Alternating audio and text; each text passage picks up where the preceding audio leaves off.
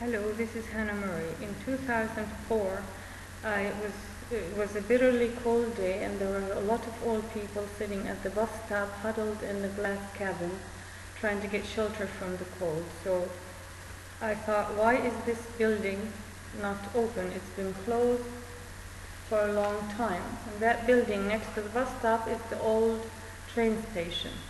So I was trying to find out who owned the old train station in town, and I found out it was the city who owned this building.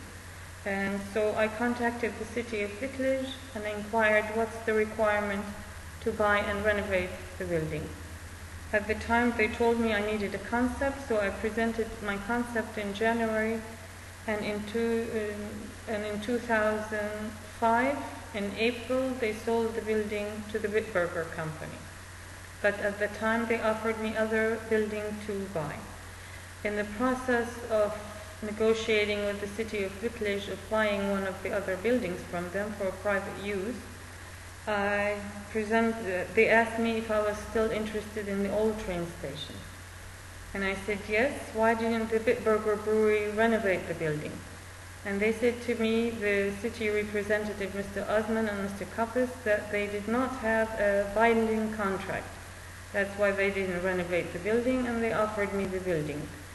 And so in 2006, the city council and the parliament had approved my building, and in 2006 I bought the building, both buildings, the one for private use and the old train station. So I renovated the old train station, and before I finished my renovation, some of the city officials, Mr. Kappes and Mr. Osman, came to me and they said if I would rent to the Wittberger brewery, and also the staff marketing, Mr. Mata, came to me 3 times in 2010 asking us not to paint the building because the Wittberger brewery may not like the color. Before I finished the building, which is in 2009, several times I was asked if I would rent the Wittberger brewery.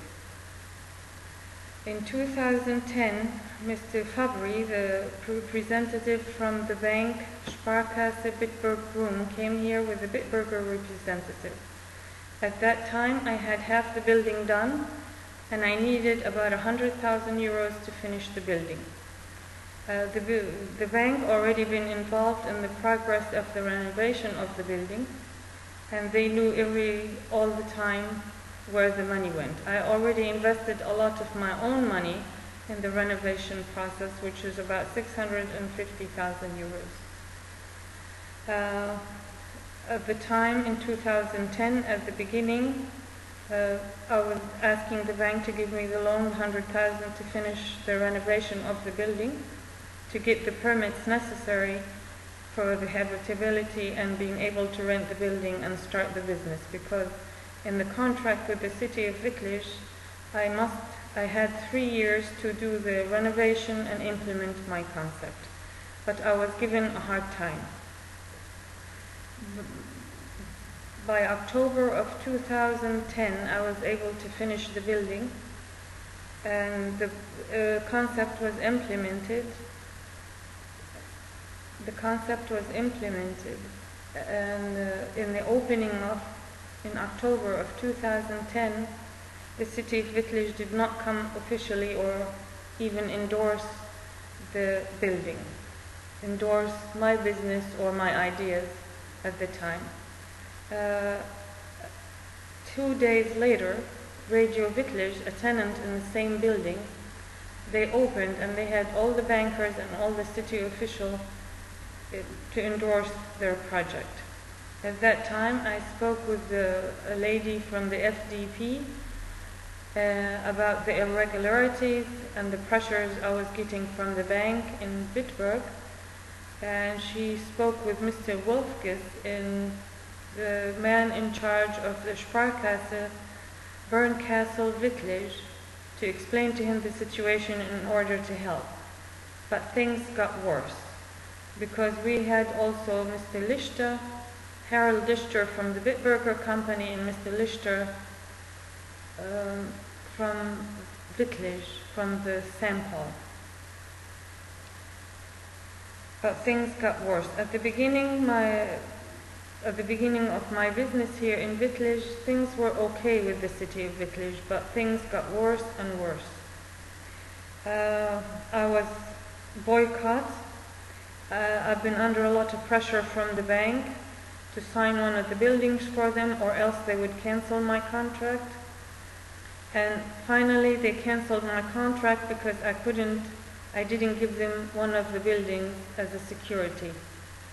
And then they gave me 2 weeks to give them all the money. And my lawyer at the time asked them if they could give me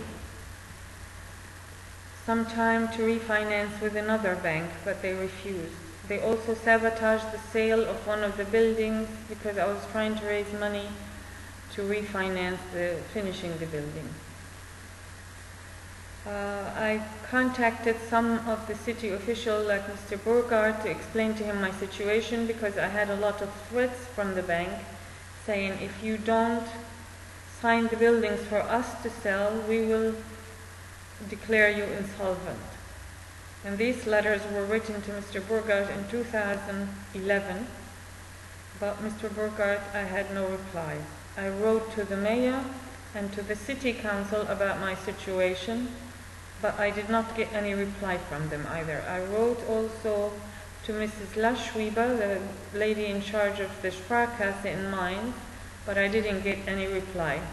The local newspapers refused to print my story. Only the Trier Volksfriend printed a politically correct article that they did more harm than good.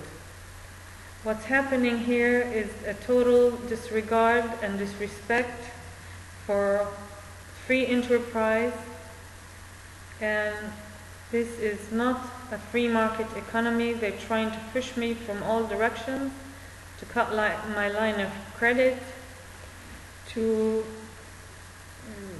they cut my line of credit. I wasn't able to sell the building, rent the building. They also, with the foreclosure and the situation with the foreclosure, they made it very difficult for me to develop my building, to sell, rent, or have partnership with anybody. There has been that dark cloud from the beginning of 2011 for the foreclosure.